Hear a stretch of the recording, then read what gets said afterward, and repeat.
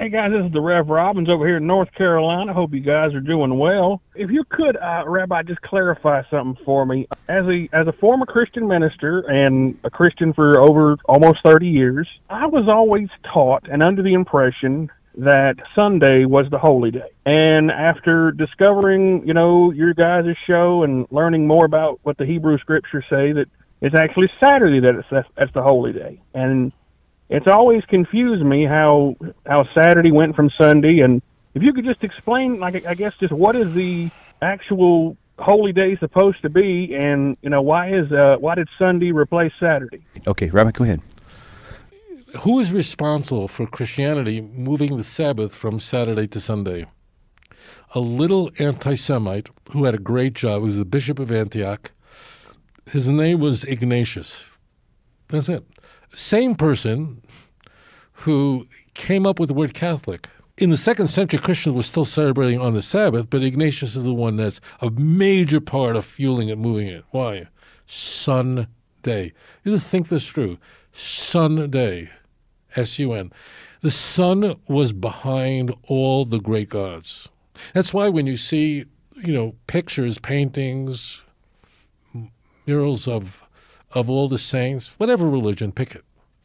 Greek Orthodox, their icons. What's behind? That's the sun. Jewish Sabbath, done with that. Now, when Paul's saying don't forget about Sabbath, he's not saying forget about Sabbath and therefore do Sunday. Okay, he wasn't that sophisticated at that point. Paul is saying that Jewish laws, ritual laws, meaning Paul was fiercely antinomian.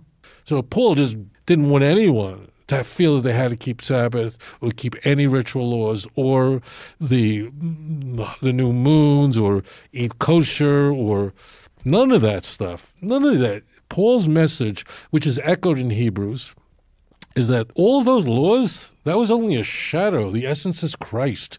Colossians 2, 16 and 17. Hebrews 10, Hebrews 8.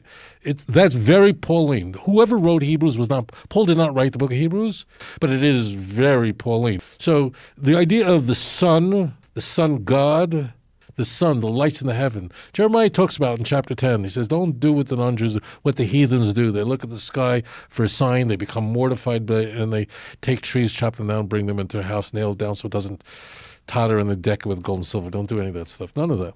So the sun in a henotheistic system is behind the whole deal.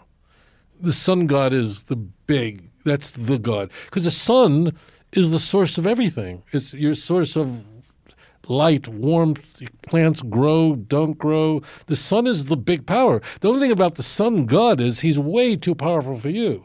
I mean, the sun god is keeping everybody warm and keeping the planet.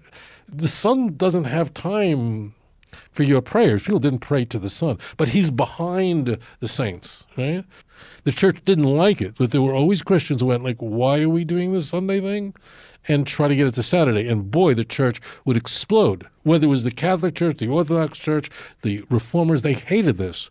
And people died because Christians, full believing Trinitarian Christians, there were always in every epoch in history, of Christian history, there were always small sects who went, why are we doing Sunday? Why don't we get it back to Saturday?